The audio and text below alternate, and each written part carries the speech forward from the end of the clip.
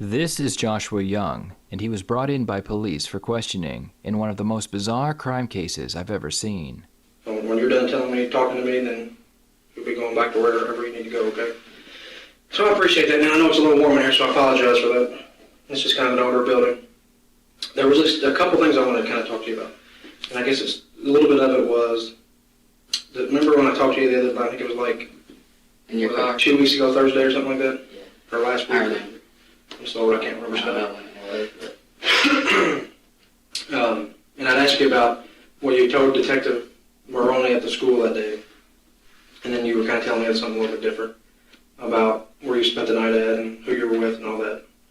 Joshua's father, Josh Gouker, would be in and out of prison during the early years of his life. His mother, Angelina Young, did her best to raise Joshua alone, but she would pass away on Easter Sunday in 2010, and Joshua would be put into foster care. Josh Gouker would eventually be released from prison, and he would regain custody of his 15-year-old son. So you understand my concern with the story there, right? yes, sir. I mean, I would think that your first story that you told Detective Maroney at the school is probably the true version of the events. Because Cassie says she doesn't remember if you stayed there or not that night. Sure. So we kind of need to get the truth. And there's a lot of other things I want to talk to you about. So let's kind of work through this part at first. Tell me the truth about that night. We were on the back porch. It was me, him, Dad and Amanda stayed on that porch the whole night, evidently, because we were on the back porch and he told me he was going to take a shower and calm down for the night. So I went to Cassie's. I planned on, I didn't know if I was going to sleep down there or sleep down at Amanda's, but I got comfortable down at Cassie's. Ended up watching a movie and falling asleep down there. To avoid confusion going forward, we will call the father Josh and his son Joshua. Right. Josh Gouker had an on and off girlfriend named Amanda Zwicker.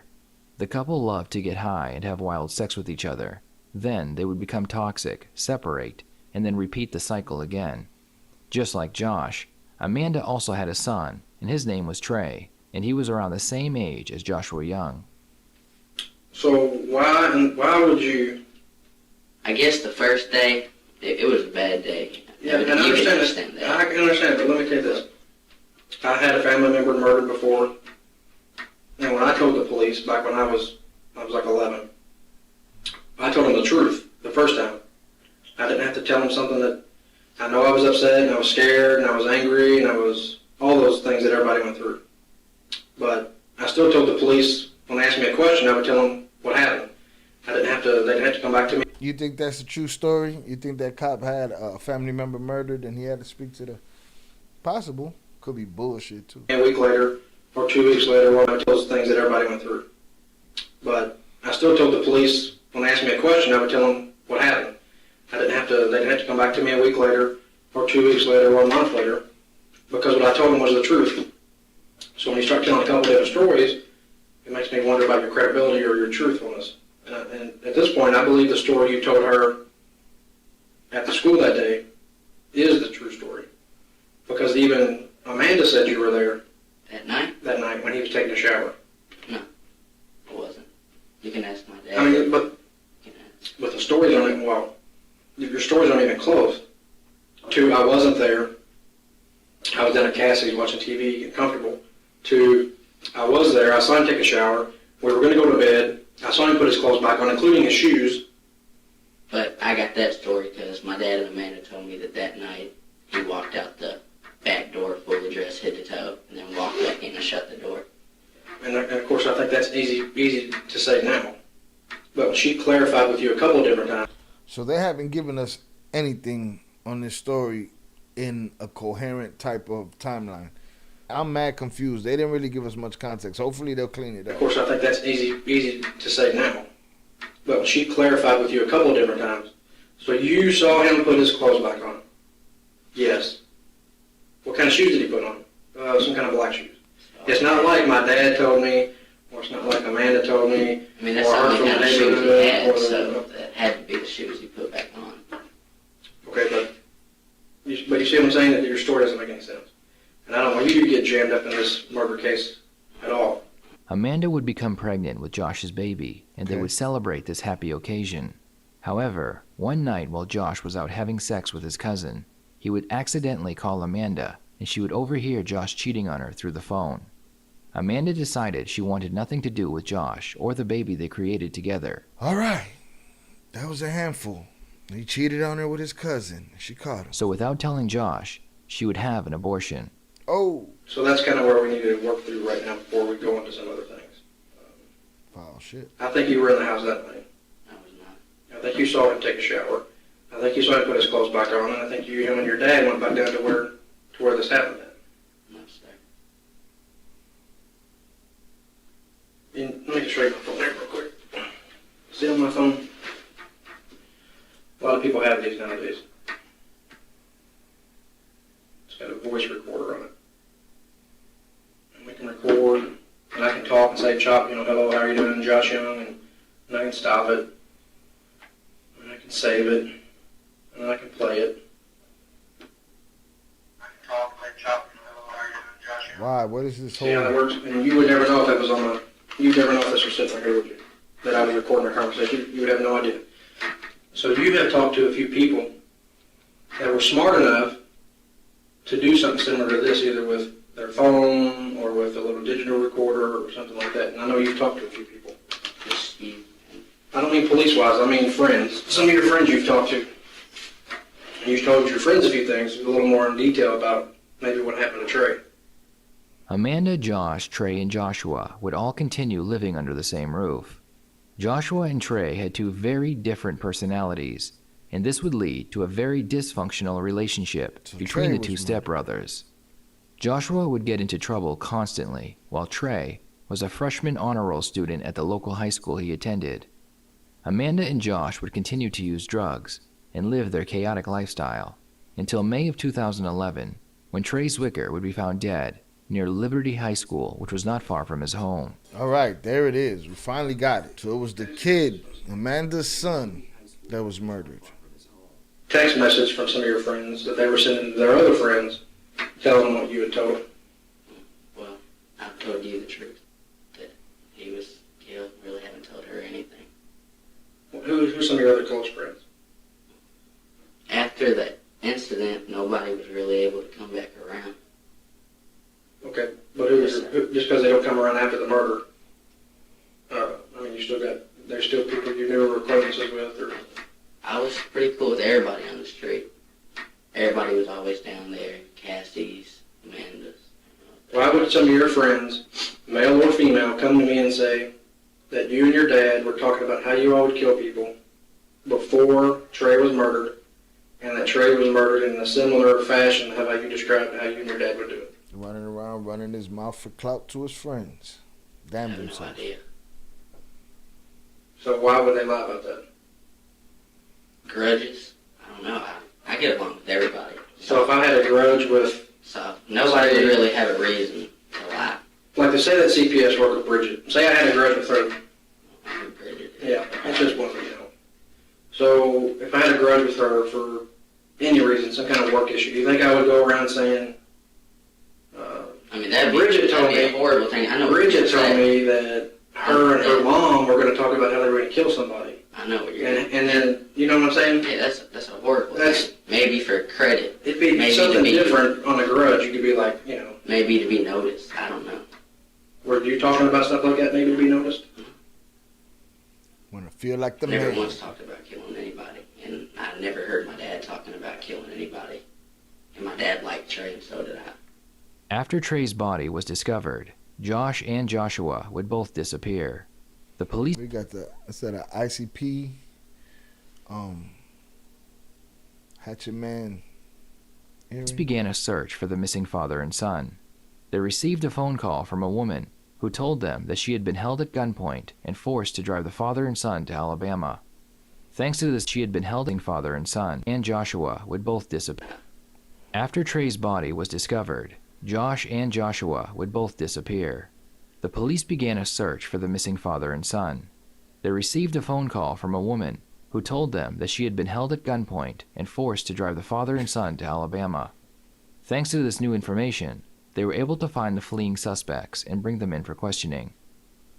Let's talk about the ride down. Why did y'all go to Alabama? What was the reason to pick Alabama? We were just passing through Alabama. What made you all even leave? We was on the run. The girl that was with you, who's she? Just a friend. Had you met her before? Huh? Had you met her before? Yeah, no. I mean, because obviously your dad is on parole, so he's not allowed to even leave this county. And I know a few weeks ago y'all went to Michigan. And then y'all went to Alabama. So what was the conversation in the car? Going down to Alabama, when you were driving in the car, what's some of the conversation y'all had? Can't even remember. And I'm specifically talking about just incident with Trey. I don't even know if we talked to Trey about Trey on the way to Alabama. You all talked about it because she did the same thing. She knew that your dad might be a little. She's not sure if she could trust him all the way, so she recorded some of y'all's conversations. I don't believe that because we didn't talk about Trey on the way to Alabama. So why would I hear on the recording that you all were talking about, you specifically talking about, you were kicking Trey in the head? I don't know. That didn't happen. I never have said that in my life. Now, this video's titled "When the Criminal's Smarter Than the Detective." So far, Okay, so your friends that say I don't know. you are talking about killing people a couple weeks before the murder, and Trey dies similarly, and this girl driving to Alabama, she's lying, so everybody's just lying. That's not true at all. So they're all just liars. I don't know what they are. They aren't telling the truth, so it must make them liars.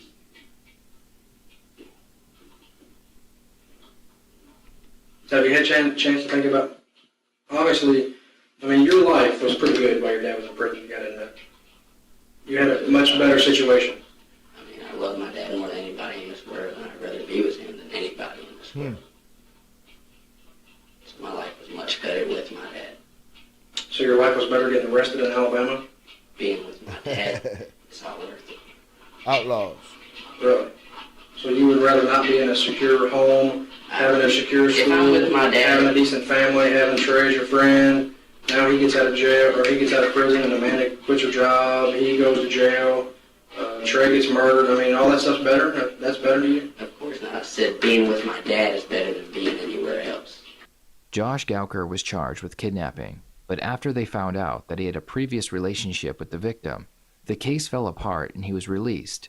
However, his son was not so lucky. Prosecutors believed that Joshua Young was the one who killed Trey, and they were working on building a case against him to try him as an adult. As they investigated further, they realized that Josh Gouker could very well have played a part in the crime, so he was arrested and charged with crimes associated with the murder, but not the murder itself. Okay, going back to the forensic stuff.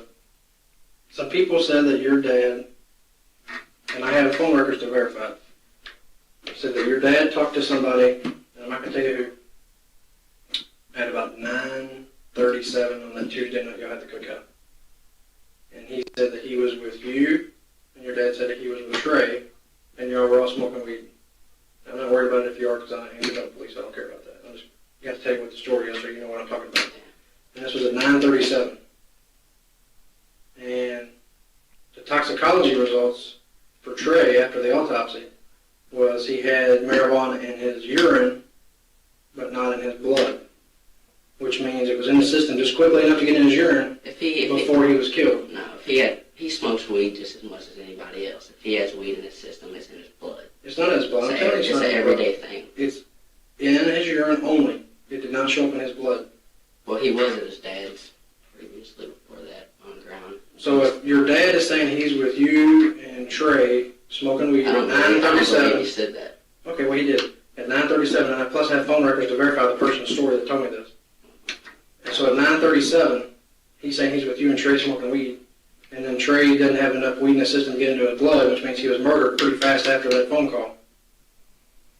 I was at Cassie's. But you weren't at Cassie's. I was. No. With John. John was on the couch. He was waking up, nodding back off. You may have been there at some point, but you weren't there. You were there maybe after Josh took a shower, or Trey took a shower, and Trey got dressed, and Trey tried to leave, and Trey put his shoes back on. Because I know you saw all that. Up to this point, all the evidence they have is circumstantial, and the witnesses are all hearsay, which means they claim that they did not actually see Joshua Young commit the crime. Instead, he just told them that he killed Trey. What the detective is doing is he's taking all of the evidence he has and is creating a scenario that he believes took place. He then tells Joshua that he has a voice recording while being as vague as possible about this recording. His goal is to get Joshua to believe that he does in fact have this evidence, and perhaps Joshua will think that he has been caught and will confess to the crime. I mean, but you see how all the information I'm getting from a lot of different people, from phone records, from autopsy reports. I can tell you I've never once talked about killing anybody, kicking Trey in the head. Me, Trey, and my dad were not smoking weed at 9:37. That's all false. Told him all his own lies. I mean, you see why I would have to come back and talk to you about that. I would Because talk everybody's to somebody about that. If I had your job, I'd be doing the same thing. And I understand why you're doing it, but I had nothing to do with it. And I'm pretty sure my dad doesn't either. My dad was with Amanda. She stated that the whole night. Why would she try to change it? Is she trying to change that now? Well, I'm not going to tell you who's changing what or who's talking about what. That's part of the investigation. There we go. Now we're getting it. Shorty's fighting back. So have you had time to think about what might have happened down there that night? I mean, it's just blank in my head. Everybody's thought about it. I don't know what could have possibly happened. My feeling is you know more than what you're telling me. That's not true. Joshua continues to call the detective's bluffs and does a great job denying the accusations. The detective becomes very frustrated because of this and begins to get very angry. Of course he's frustrated. I mean, you want to find the person responsible for this, right? Well, of course. What kind of question is that? Yeah, I do. That's the question I'm asking. That's the As kind of much question. of anybody else. Yes. So your honesty is important in this investigation. I understand that, and I've told you I have nothing to do with it. Neither does my dad. That's why are you harassing us and the close family instead of really trying to figure out? I've heard So people you know, say that. so you know what I've done in my investigation.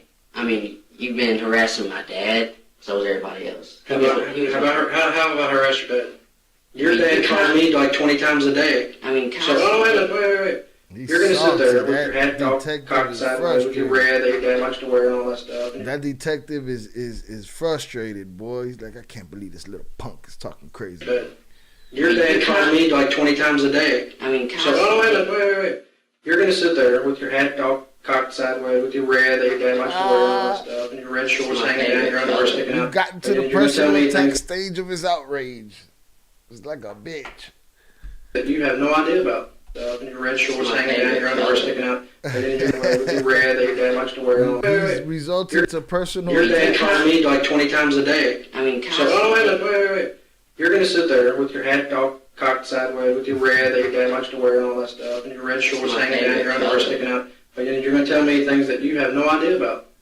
I just don't. I have not harassed your dad. I feel Your like dad it's- called me 10 times a day. Your dad's called me twice since he's been locked up in Alabama. He's called me twice, so I'm harassing your dad? So you're just you can sit there and say stuff that you don't know what you're talking about. Well, I feel Who like else have I it's- interviewed in this case? I have no idea. So then you don't know who else I've Me and my interviewed in this dad. case. You don't know who I've interviewed in this case. I'm talking about me and my father. Right, but you said I need to be doing stuff to find out who really did it. But you don't know what I Instead did. of interviewing So me, to sit there and just run your Dad, mouth is pretty Amanda. inappropriate. This cop's just wasting time now. You should be swearing. But I didn't mean it that way. I just Well, meant. how do you mean He's it when gonna I tell- said he's you're I gonna think saying it's an harassing me? inconvenience that you're interviewing me right now and I don't know anything. Okay, but you just said 10 minutes ago that if you had my job, you would ask you the same question. Yeah, but not keep on going and going and saying that you think I know more than I'm saying, which I don't. I think that's harassment. That's calling me a liar. Well, It is. I mean, I hope you're telling me the truth, because I mean, obviously some of the things I know you're not telling me the truth on. For things I've heard with my own ears on the recordings and things I've heard you say with your own words. Yeah. I know it's not the truth. And that's why I'm giving you this last opportunity to tell me The last the one truth. again? I told you the truth. And I'd like to go now. I'm starting to feel uncomfortable with this whole thing. As both father and son awaited trial, Josh suddenly decided he wanted to save his son, and he confessed to everything. If you're telling the truth, it shouldn't be too hard I'm for a you. fucking, yeah, but goddamn, I've lied this whole fucking time, except for since arraignment. Since arraignment court, I've told you I've done it. I admitted everything I've done. I've been sentenced for it, life in prison.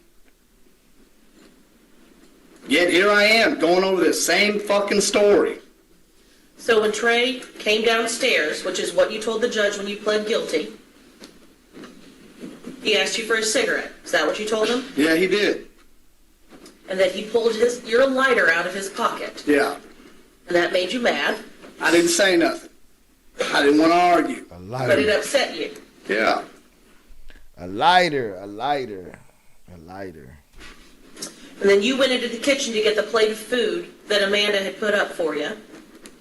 Right? Yep. And that you found out that he had eaten it. Yeah. So you got mad. Double bubble. And you told the judge that you decided to scare him. Right? Yep. And you offered Trey a blunt. Right? I didn't offer him shit. I just smoked with him. Asked him if he wanted to smoke. You asked him if he wanted to smoke. Right? And then ultimately you went down to the spot. Right? What's the spot? This is the spot we've all been smoking weed at since we was kids. Now they do it. And then you all, when you got down to the spot, you all did share a blunt that Trey smoked with you. Mm-hmm. Is that a yes? Yeah.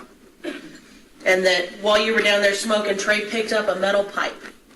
Yeah, he was hitting the tree with it. He was beating the tree with it, is what you told the judge, right? I don't know what I told him. It seemed like I didn't talk to him that long, but yeah, what you're saying is right, yeah. Okay. And then you told Trey, next time you steal from me, I'm going to treat you like a man. Yeah. Yeah? Yeah. And then Trey said something about, well, then you'll have a problem with his dad, with No, Kerry. he said, then you and my dad will have a problem, yeah. Okay. And you said you hit him and he went down. Yep. And when he went down, the metal bar was still in his hand? So you punched him to knock him down? Yeah. Is that how you knocked him down? Okay. And then the bar was still in his hand, but you stepped on his hand and took the bar out. Yep. And then you hit him, and before you knew it, it was over. Josh claims that he wanted to get back at Amanda for having an abortion. He described how he did it and what weapon he used. He would be convicted of the crime They're everywhere. Piece of shit people and everywhere. receive life in prison.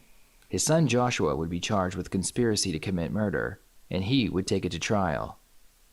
Verdict form number 1, murder. We, the jury, find the defendant Joshua Young not guilty under instruction number 1. Damn. He gambled on himself. Two. He won. Tampering with physical evidence. We, the jury, find the defendant Joshua Young not guilty under instruction number 2. Joshua Young would be released, and he would be sent back to foster care, but would soon run away. Not long after this, he would be charged with 2 different assault charges and be arrested and put back into jail. Then, in an unforeseen twist, Josh Gouker would claim that he did not commit the murder and that it was actually his son. He claims he pleaded guilty to protect his son from a life in prison.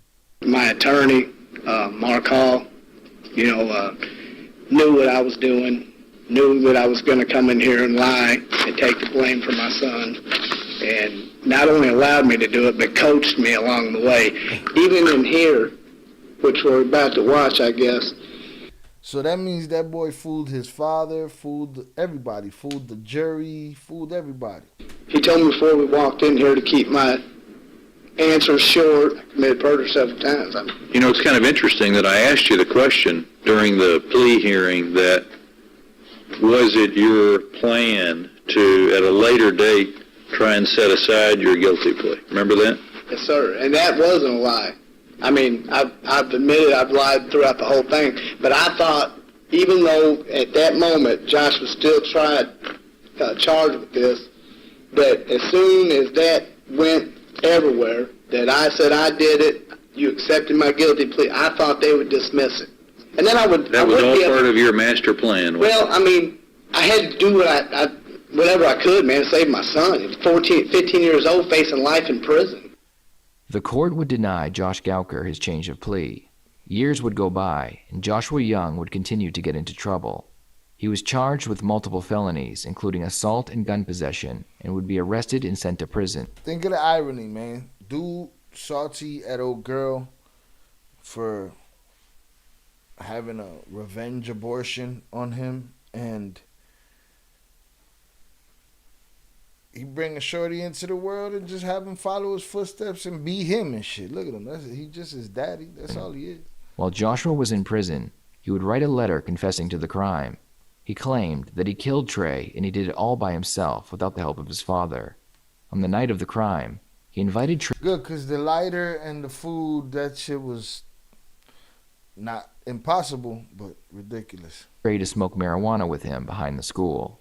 While they were there, Joshua claims that he took Trey's life with a baseball bat. For one, I just didn't like him. He had a big mouth with no actions to back it up. But for two, he told on me one night when we got pulled over by the police, coming home from a house party. And I had some weed on me. He told on me about that, something petty. The Fifth Amendment of the U.S. Constitution states that a person cannot be charged twice for the same crime. This means that even though they had written confession from him, they could not charge Joshua again with the crime. He would be released from prison after serving out his sentence. He would remain on federal supervisory release. Now, just for example, if there was some sort of, and there's no reason here because it's just him and his father, these two mastermind criminals, but if there was a reason for them to come up on a RICO conspiracy case, in that case, they'd serve them up double jeopardy and they'd charge them for the same crime if it was connected to the RICO, which is kind of crazy. Which is after serving out. They could not charge Joshua again with the crime. He would be released from prison after serving out his sentence. He would remain on federal supervisory release. And again, I ain't no fucking lawyer, so if I'm wrong about that, then, we'll be all right. Which is a short serving out his sentence. But I Joshua again with the crime. I just he would be released from prison after serving out his sentence. He would remain on federal supervisory release, which is a short period of supervision after a prisoner has been released. I'm at a loss for words. I don't understand what this guy's problem is. So I said, did you kill Trey? He said, no, I did not. That you did. That you killed Trey. You said you killed Trey? Not the truth, which leads me to think what's next with him. I've been waiting for the chance to actually explain this. My dad and Amanda, as they were having sex on the back porch that night, Trey had tried to sneak out of the back door. He tried to sneak out of the house after he'd already took the shower. And during that day, I've heard Amanda and Dad explain time and time after again the last time they seen him and what he was wearing. And, it's just a hard day for me. And if that's what makes me look guilty, I'm sorry, because I'm not guilty. In 2021, Joshua would violate his federal supervisory release and would be arrested again. His father, Josh Gouker, remains in prison as he serves out his sentence. In the end, we are left wondering who committed the murder, or was it both father and son? Does Joshua continue to commit these crimes because he feels guilty about his father getting convicted of the murder? Both Josh Gouker and Joshua Young had reasons to commit this crime. Joshua did not get along with Trey. Trey was an honor roll student while Joshua continued to get into trouble. Josh Gouker had reasons to get back at Amanda for taking away his unborn child, so he could have very well committed this crime. The final possibility is, of course, they both did it together. Perhaps Joshua wanted to make his ex-con father proud, so he took Trey's life. We may never know exactly what happened that night, and for now, both father and son remain behind bars. Josh Young was picked up by U.S. Marshals yesterday for violating his federal supervisory release. Young was acquitted of beating his stepbrother, Trey Zwicker, to death in 2011 after Young's father admitted to the killing. But in 2019, Young sent a letter to media claiming he was the one who beat Zwicker with a baseball bat. Young cannot be retried for the murder because of double jeopardy, but he's had numerous run-ins with the law since his acquittal. That boy's daddy brought him in this world to be a carbon copy of his bum ass. And then they sit here lying for each other in courtrooms and shit. That kid didn't know what he was in for. Sitting there with a couple of wolves.